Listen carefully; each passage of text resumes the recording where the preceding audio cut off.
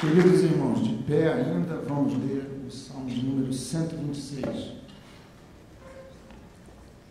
Salmo 126, você, por favor, ajude alguém ao seu lado sem Bíblia, para lermos todos juntos. Você acompanhar a leitura que vou fazer daqui, de modo que todos participem. É um salmo que trata de um sonho realizado. Salmo 126. O texto diz assim: quando o Senhor restaurou a sorte de Sião, ficamos como quem sonha. Então a nossa boca se encheu de riso e a nossa língua de júbilo. Então entre as nações se dizia: grandes coisas o Senhor tem feito por eles. Com efeito, grandes coisas fez o Senhor por nós, por isso estamos alegres. Restaura, Senhor, a nossa sorte, como as torrentes no Neguebe. Os que com lágrimas semeiam, com júbilo ceifarão. Quem sai andando e chorando enquanto semeia, voltará com júbilo, trazendo os seus feixes. Esta é a fiel e imutável palavra do Senhor. Louvado seja o seu glorioso nome. Amém. Aleluia. Você pode se assentar.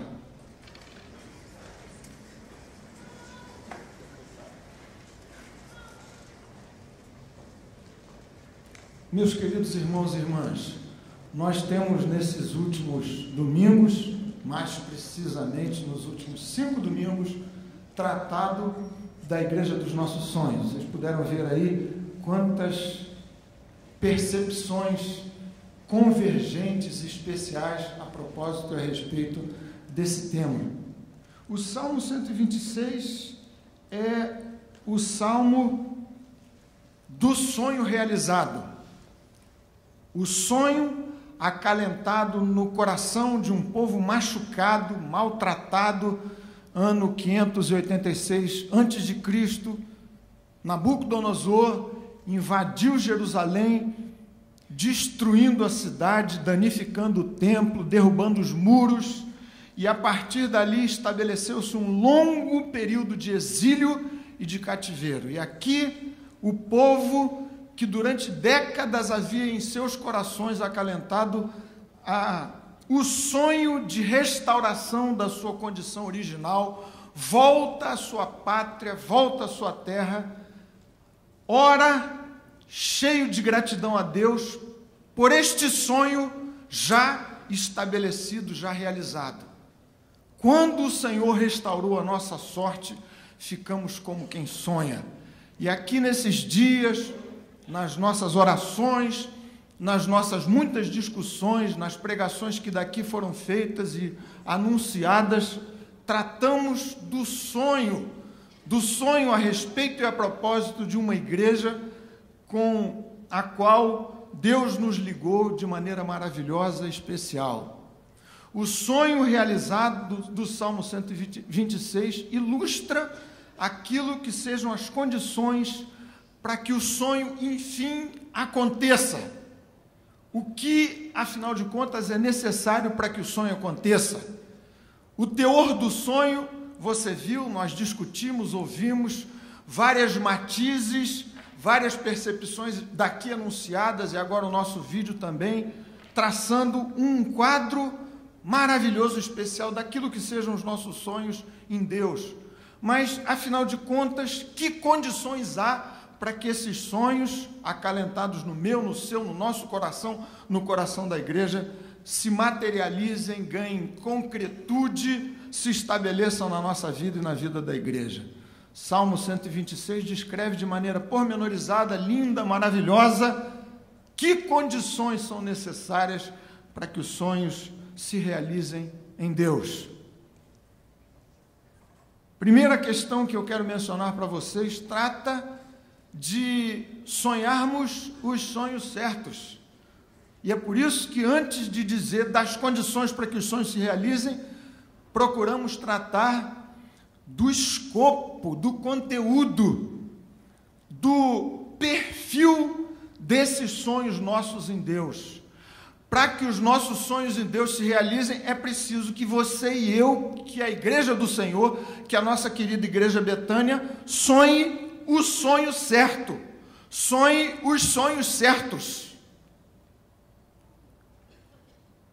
Capa da revista Época de semana passada, matéria principal, trazia o seguinte título: Lições para juntar R$1 milhão.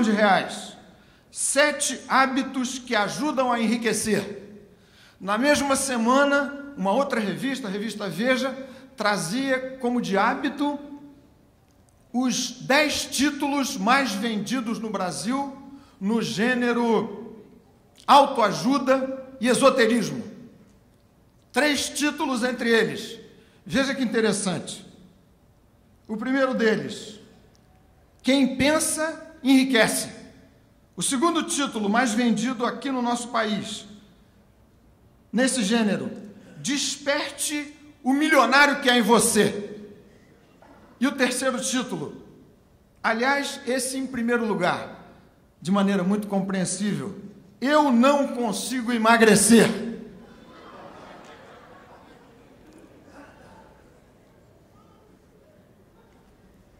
Nada contra o seu sonho de se manter em boa forma.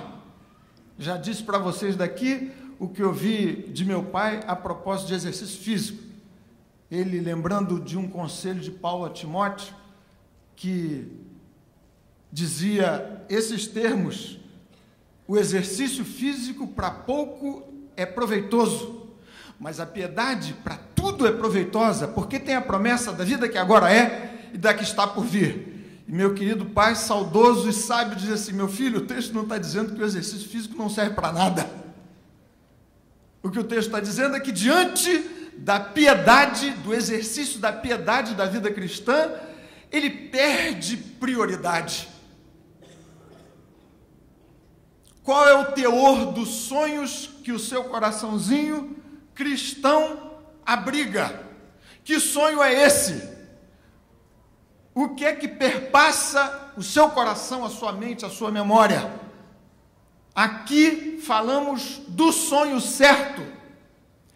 E o ideal trazido no coração sofrido daquele povo no exílio era um único sonho, e grandioso sonho de recuperação da sua própria sorte, de retorno do exílio, de volta à casa do Pai.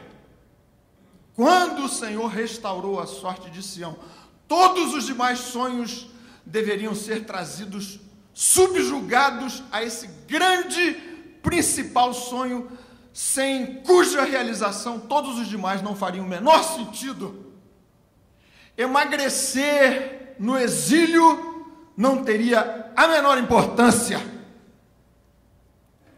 Ser rico distante da casa do Pai não teria o menor sentido, o menor valor. O que nós, como Igreja de Jesus, andamos a sonhar, ou pelo menos deve ser assim, é a restauração da nossa própria sorte. Em Deus, em Jesus, é a compreensão de que não dá para viver sem Jesus. Este é o máximo dos nossos sonhos, é o ápice dos nossos ideais, e que nos inclui não somente a mim, a você, mas também a tanta gente que continua no exílio, distante de Jesus, andando sem Deus no mundo, sem liberdade, sob o jugo terrível da sua própria carne, dos seus pensamentos, do diabo, das trevas, e do curso transgressor dessa vida sem Deus. Condição sine qua non, condição absolutamente necessária para que em Deus os nossos sonhos se realizem, é que sonhemos os sonhos certos.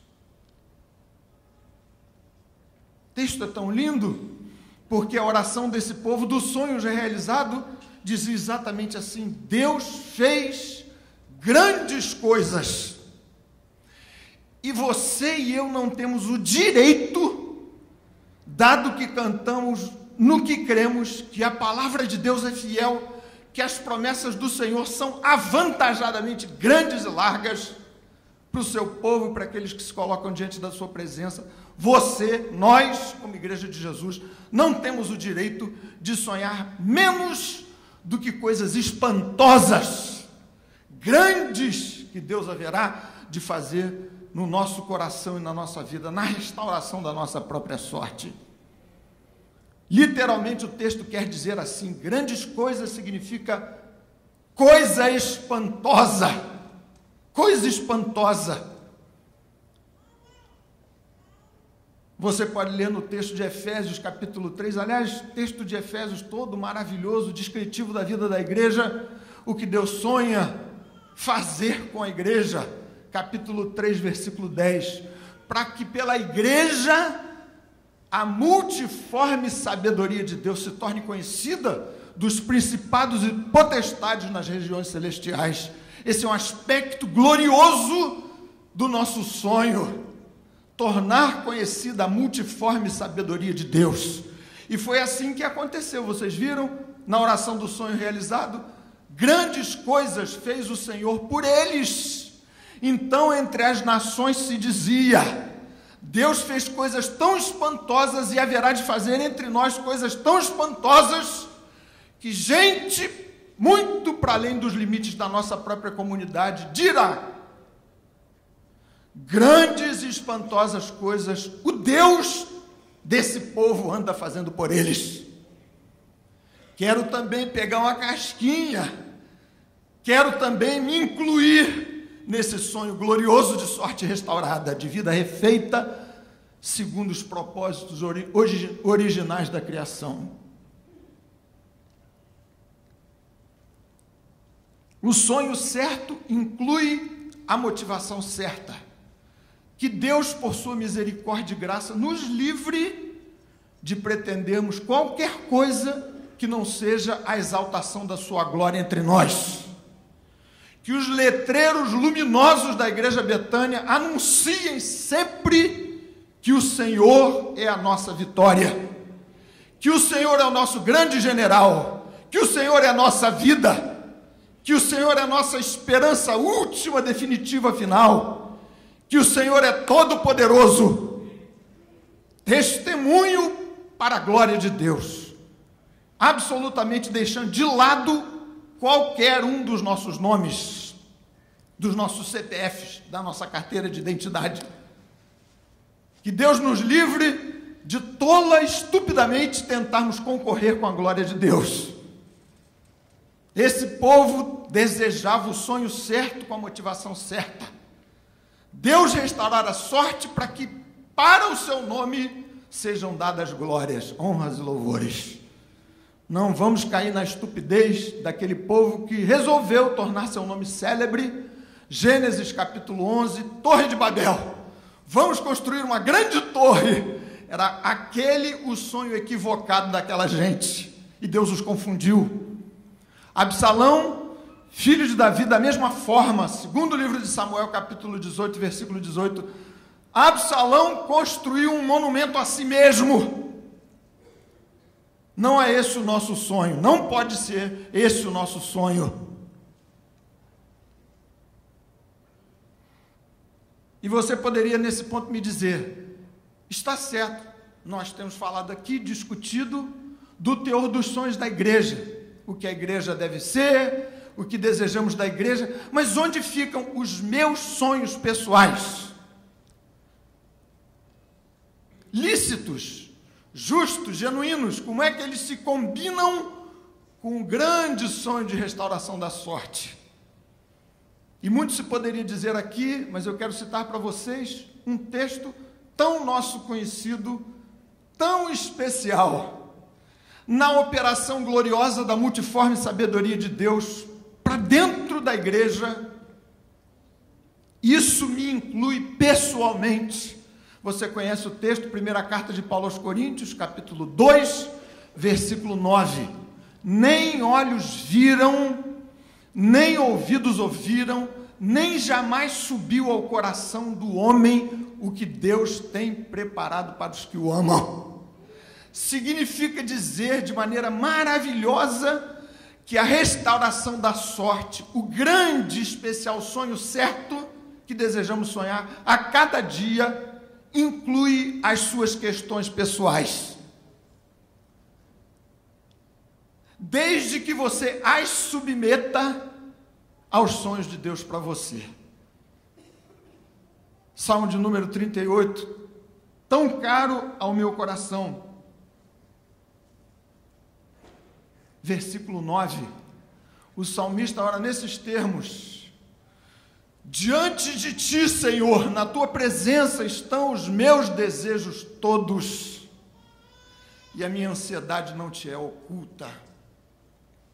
É o salmista dizendo: Senhor, eu tenho desejos tão pessoais, emagrecer, quem sabe, mas algumas coisas talvez mais relevantes, ainda que reconheça que certas situações são muito relevantes, mas outras coisas muito pessoais, particulares, da sua vida, do seu trabalho, da sua saúde, da articulação da sua experiência familiar, coisas que montadas em conjunto representam o seu sonho pessoal diante de Deus. Deus tem coisas que jamais subiram às cogitações do coração mais abusado para sonhar grande. É isso que o texto declara. Isso me dá um tremendo conforto e descanso de dizer: ó Deus querido, no desejo de sonhar o sonho certo, eis aqui os meus sonhos, para que o Senhor os reoriente, os rearrume, e uma graça extraordinária da restauração da nossa sorte em Jesus é que o Senhor recompõe a ordem correta dos nossos amores. Porque, como lhes disse, a definição não é minha, é de Santo Agostinho: o pecado é o amor desordenado, fora de ordem, mal colocado. E quando o Espírito de Jesus restaura a nossa sorte, pela veia gloriosa da sua intervenção no nosso coração, os nossos amores vão se recompondo da forma certa. E aí o sonho se estabelece de maneira correta. Sonhar o sonho certo é fundamental para que em Deus eles enfim se realizem, porque Deus haverá de realizar seus sonhos na sua e na minha vida. Você se lembra? Outro texto maravilhoso, Salmo 37, versículo 5: agrada-te do Senhor e Ele satisfará os desejos do teu coração. Entrega o teu caminho ao Senhor, confia nele o mais, Ele fará.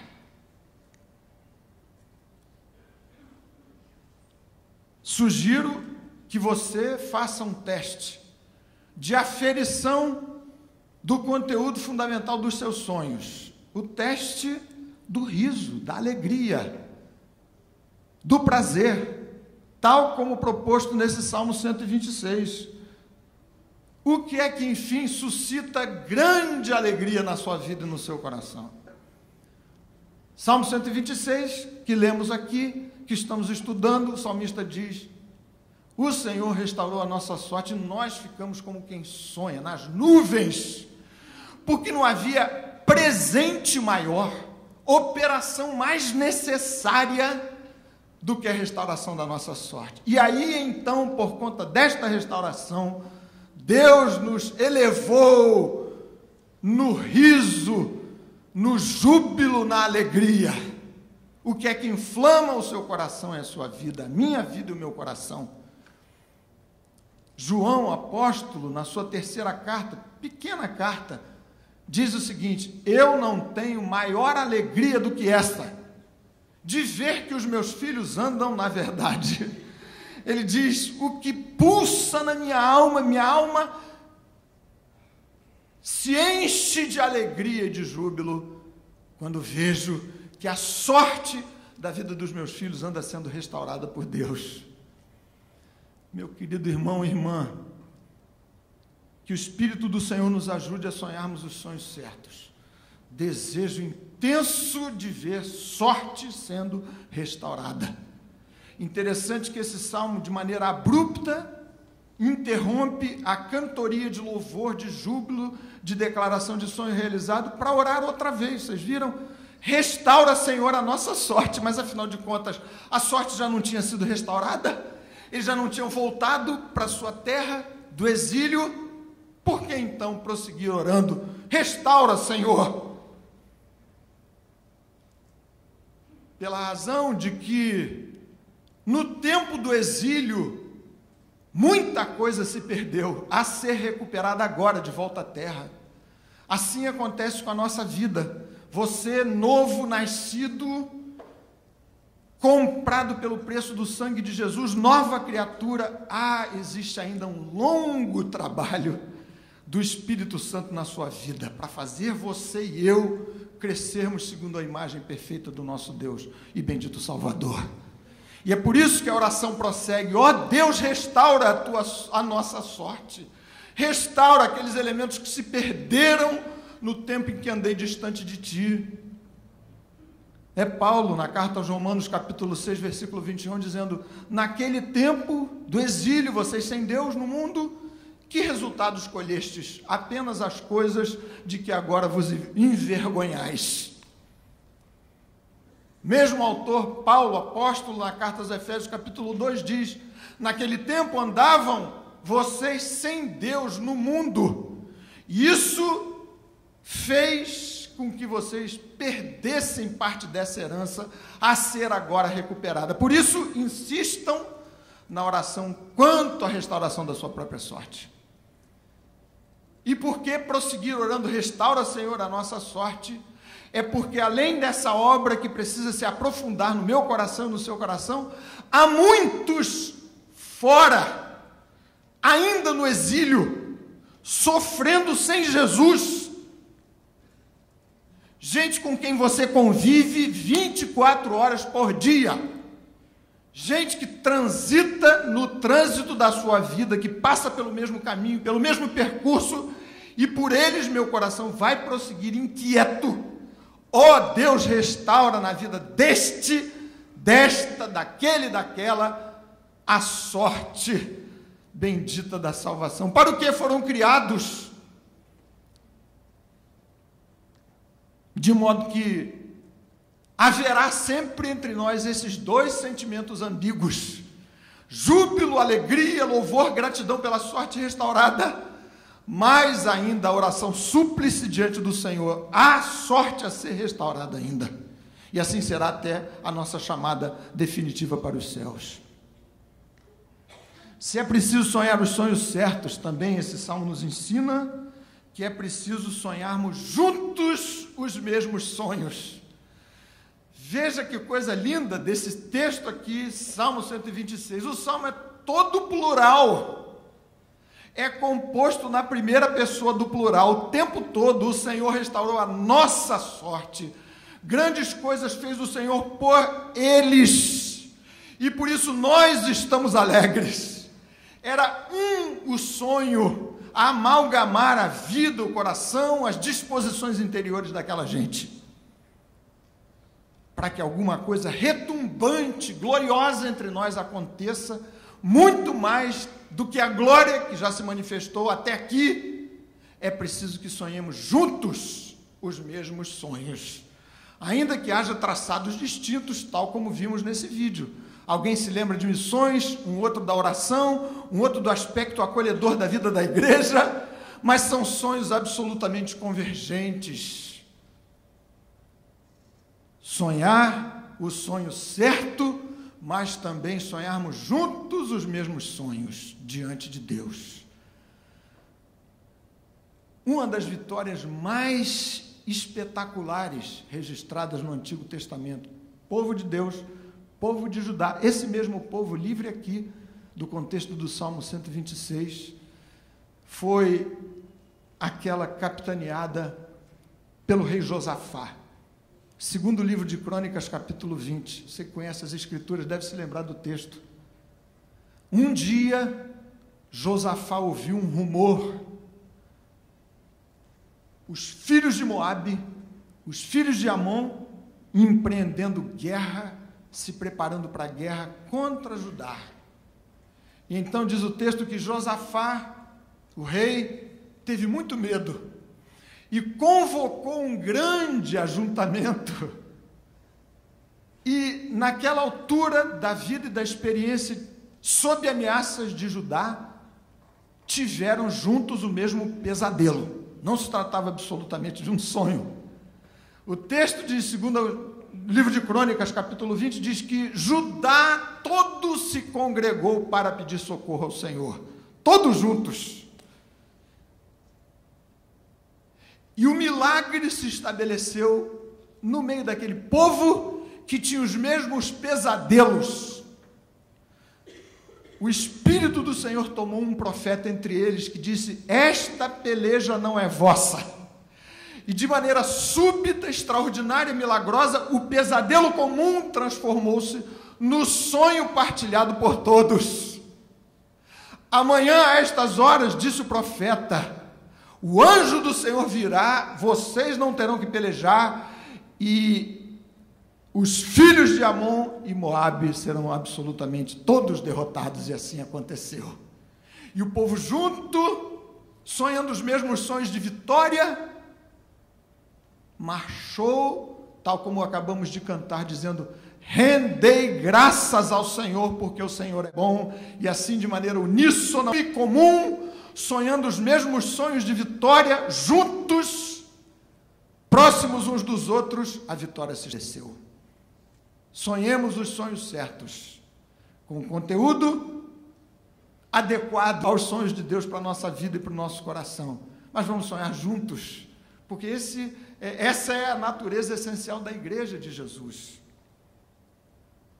Mencionei aqui recentemente, num culto pela manhã, a propósito desse mesmo tema, um dos discursos mais extraordinários da história da humanidade, proferido para 200 mil pessoas, quase todos negros, em Washington, em agosto de 1963, tempo dificílimo dos Estados Unidos, país dividido pela segregação racial, e um pastor evangélico, Martin Luther King, se levantou para declarar do seu sonho, e de maneira pungente, viva e extraordinária, definiu um sonho comum, que jazia no coração de tantos negros, de tanta gente submetida à loucura de segregação racial num país eminentemente protestante.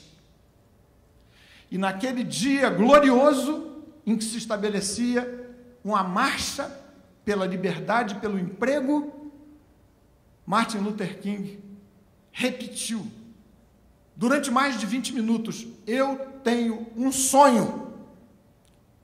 Entre outras coisas, ele disse o seguinte: eu tenho um sonho de que um dia esta nação se levantará e viverá o verdadeiro significado de sua crença. Nós celebraremos estas verdades e elas serão claras para todos, que os homens foram criados iguais. E ele prosseguiu dizendo: eu tenho um sonho hoje. Eu tenho um sonho de que minhas 4 pequenas filhas vão um dia viver em uma nação onde elas não sejam julgadas pela cor da pele, mas pelo conteúdo do seu caráter. Eu tenho um sonho hoje. E prosseguiu repetindo muitas vezes, de maneira recorrente: eu tenho um sonho. E essas suas palavras, de fato, representavam o amálgama, a cola de um sonho comum. Dali saiu, enfim, uma mudança enorme, absolutamente radical, nos Estados Unidos. Para que sonhemos juntos, você deve ter recebido à porta um livretinho azul que traduz aquilo que sejam os nossos sonhos. Daqui a pouco a gente fala desse livro. Se você não recebeu, por favor, saindo você pegue, você tem que levar, orar sobre isso, reler, ler, guardar, num lugar muito especial na sua vida e no seu coração. Aqui está o sonho que acalentamos no nosso coração diante de Deus. Sonho a ser sonhado de maneira comum. Mas ainda há um terceiro aspecto que eu quero destacar. Se de um lado é preciso sonhar o sonho certo, para que o sonho venha a acontecer, se de outro é preciso que partilhemos os mesmos sonhos juntos, também é preciso que você e eu insistamos em semear as sementes dos nossos sonhos continuamente. Você viu como é que se encerra esse salmo de júbilo, de glória, de vitória? Os que com lágrimas semeiam, com júbilo ceifarão. Quem sai andando e chorando enquanto semeia, voltará com júbilo trazendo seus feixes. Não queremos ser um povo só de sonhos, cabeça nas nuvens, desejando que Deus opere de maneira espantosa entre nós, sem que desses sonhos se desencadeiem ações. E a imagem usada aqui pelo texto de um agricultor é muito forte. Um homem, uma mulher, semeando duramente, debaixo de sol escaldante, rosto crispado por esse sol, luta, sofrimento, dor, drama, sementes dos seus sonhos sendo regadas com suas próprias lágrimas, alguma coisa haverá de acontecer. É uma lei da vida, é uma lei espiritual, que Paulo, escrevendo aos Coríntios, segunda carta, bem definiu. Quem semeia pouco, pouco também ceifará. Quem semeia muito, muito também ceifará. E o que fica para o meu coração, para o seu coração, é o seguinte: que tipo de semente, de plantio, de semeadura, de esforço você tem colocado na presença de Deus para que os sonhos se realizem?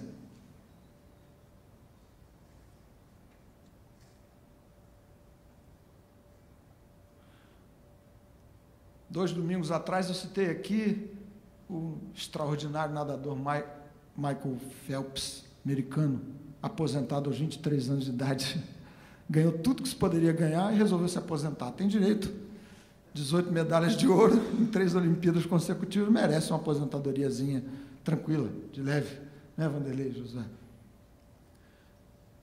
E ele disse, por isso eu citei aqui, sendo entrevistado aqui no Brasil, algumas semanas atrás, por que é que eu me tornei um grande campeão? Porque eu ousei sonhar um sonho. Ele só não explicou a sua duríssima rotina de treinamento. 8, 10 horas diárias de sofrimento, abrindo mão da experiência típica de um jovem na sua idade. E é por isso que o texto insiste em dizer que no reino espiritual também é assim. Quem sai andando e chorando enquanto semeia, voltará com júbilo trazendo seus feixes. Estamos aqui hoje, você sabe, você tem consciência disso, porque houve gente de gerações passadas que se ajoelhou, que se colocou diante de Deus, que chorou por nossos nomes, por nossas vidas, plantando com muito sacrifício e dureza as sementes que hoje estão a brotar para a glória de Jesus. Outras gerações haverá diante de nós, e nos cabe, por elas, semear com lágrimas, dia a dia, hora a hora, momento a momento. E não é esse exatamente o tom da nossa cultura brasileira? Você sabe, esses dias li um articulista se lembrando do que ele chamou de cultura do herói malandro, que é aquele que se dá bem na vida com o mínimo de esforço. E o mesmo articulista lembrou do personagem de um romance de Mário de Andrade chamado Macunaíma, herói indolente, preguiçoso. E eu até me senti um tanto ofendido com o artigo, porque ele disse, esse é o retrato da cultura brasileira. Quase que eu quis escrever lá uma cartinha para dizer, não, peraí, não generaliza não. Mas nos tempos da geração Y, que as coisas têm que acontecer com alta velocidade, haverá sempre uma tentação especial para avançar direto na colheita, como se ela pudesse resultar do nada, sem esforço, sem produção, sem lágrimas, sem muita oração, sem árduo trabalho.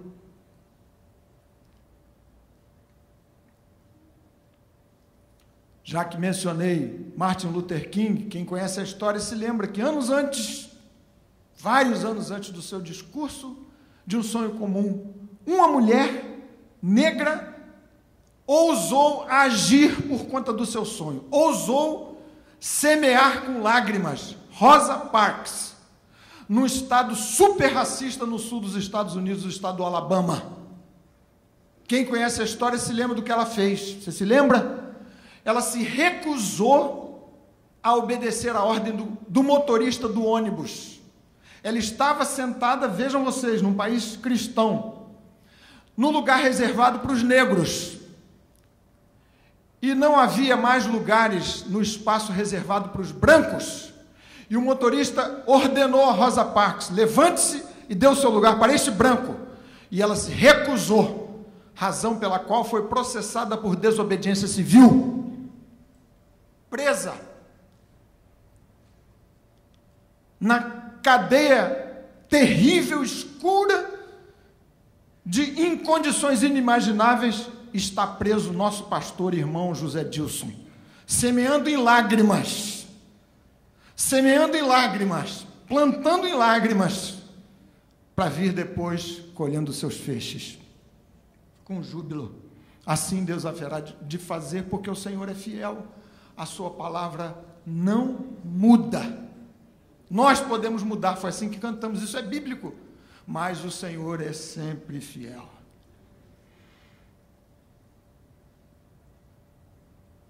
Quais são as sementes que andamos a semear para construir o nosso sonho comum, os seus sonhos pessoais? Finalmente, meus queridos irmãos e irmãs, esse salmo me indica uma coisa óbvia, mas extraordinária. É preciso semear. Texto de Eclesiastes, capítulo 11, a esse respeito, vale a pena você registrar para ler depois. Quem somente olha o vento enquanto semeia, nunca cegará. Semeia pela manhã a tua semente, à tarde não retires a tua mão, porque não sabes qual prosperará, se esta, se aquela, ou se ambas igualmente serão boas. E é por isso que o texto diz do movimento do semeador: semeia aqui, semeia ali, semeia além, acolá, até que alguma semente brote para o louvor da glória de Deus. E ainda que o sonho, para se realizar, demande da minha vida o plantio, o regar das sementes, nada, absolutamente nada vai acontecer se Deus, de maneira majestosa, não agir. E assim que o texto diz: quando o Senhor restaurou, só Jesus pode desfavelizar o coração de um homem, de uma mulher. Só Jesus pode restaurar a sorte de uma vida esbagaçada por andar sem Deus. Só o Senhor pode recuperar a imagem de Deus num homem, numa mulher. E é por isso que o Salmo reconhece que todos os nossos esforços não vingarão a menos que Deus intervenha poderosamente. A imagem é belíssima: deserto do Negueb, região super desértica, lá pelas tantas chuvas torrenciais, transformando o deserto num grande pomar. E é exatamente este o trabalho espiritual que Deus faz, deseja fazer muito mais amplamente na nossa vida, na vida dos nossos queridos e da nossa cidade e daqui para além. Transformar vida desértica, sem graça, sem fertilidade, sem produção de frutos, em pomares belíssimos, mas é só o Senhor que pode. O sonho tem que ser o sonho certo, vamos sonhá-lo juntos. Vamos semear em lágrimas, sem medo da dureza do trabalho e da seara em si, mas dependamos absolutamente de Deus Ó Senhor, restaura a nossa sorte. Ó Senhor, faz o milagre que é esperado ardente e ansiosamente pelo agricultor. Se Deus não mandar milagrosamente o sol, a chuva de maneira balanceada, não haverá colheita alguma. Aqui a ideia é de fé, é de confiança no Deus Todo-Poderoso. É a oração do salmista no Salmo 127, que se segue a esse que lemos. Se o Senhor não edificar a casa, em vão trabalham os que a edificam. É preciso semear, é preciso trabalhar, mas dependo de Deus. Me ajoelho a cada dia e digo: ó Senhor, manifesta a tua graça soberana entre nós.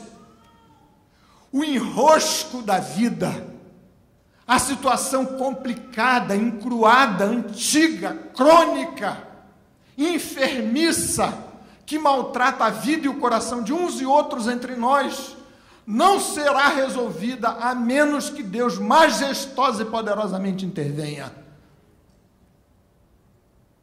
Quando o Senhor restaurou, ficamos como quem sonha. Restaura, ó Deus. E é esse tipo de oração que queremos fazer aqui, constante e continuamente, dependendo nós da intervenção do poder de Deus nas nossas vidas. Amém, meus queridos irmãos e irmãs? Curve a sua cabeça um minutinho, feche os seus olhos. Eu quero fazer alguns convites aqui, a começar pelo seguinte: é possível que entre nós haja gente no exílio, alma distante do Senhor, exilados espirituais, sem a graça, sem a vida, sem o tempero da experiência salvadora de Jesus. Esse é um ambiente oportuno para você romper com essa situação, se entregar a Jesus, se apresentar diante de Deus, dizendo: ó Senhor, salva a minha vida. Quem sabe um irmão, uma irmã, um visitante, seja quem for, você pode vir até aqui, como quem diz: eis-me aqui, Senhor, quero ter a sorte da minha vida restaurada. Me entrego a Jesus. Essa é a experiência fundamental. Essa é a decisão fundamental que o Espírito Santo coloca no seu coração, no meu coração. Sorte restaurada. Se você deseja abandonar o exílio e voltar para a casa do Pai, nessa experiência espiritual incomparável, você pode vir até aqui que nós vamos orar. Quero ter a sorte restaurada. Graças a Deus, Deus abençoe.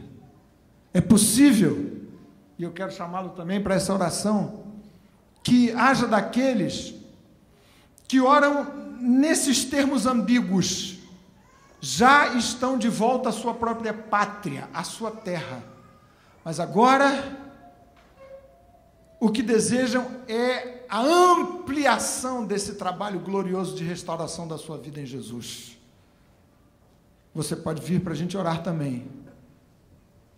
Você anda alternando gozo, alegria, do júbilo, da sorte restaurada, mas ainda muito espaço, muita terra a ser arada, a ser semeada. Nós vamos nos colocar aqui diante do Senhor, como quem diz: ó Deus, restaura a nossa sorte, a minha sorte diante de Ti.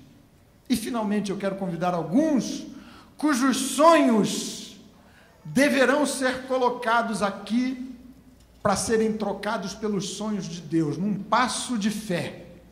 Você está cansado de sonhar e nada acontecer. Agora então é para você colocar o seu sonhozinho diante do Senhor, para dizer: eis-me aqui, ó Deus.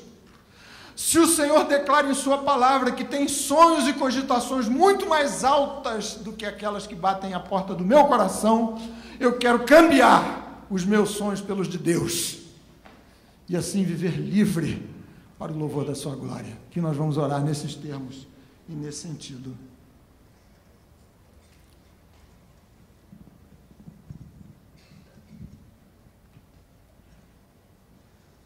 Cabeças curvadas. olhos fechados, se você aí no seu lugarzinho quiser se ajoelhar para interceder por esses irmãos e irmãs, esses que estão aqui, entregando-se a Jesus, trocando os seus sonhos pessoais pelos sonhos de Deus, esses que querem que se amplie em sua vida o trabalho de restauração da sua própria sorte, você interceda também por eles nessa hora. Ó Pai Celeste, cantamos aqui e falamos da Tua palavra fidelíssima, que não muda, para rogar-te que sob esta imperiosa ordem, que provém da boca do Senhor, Tu restaures a nossa sorte, Tu estejas trazendo muitos do exílio para a volta à casa do Pai. Pai Celeste, aqui estamos projetando os nossos sonhos, os mais altos, os mais elevados, os mais lícitos, para que sejam subjugados a Ti mesmo, e Tu os reconstruas e os reconfigures para o louvor da Tua glória. A Ti a glória, a honra e os louvores em nome de Jesus. Amém. Amém.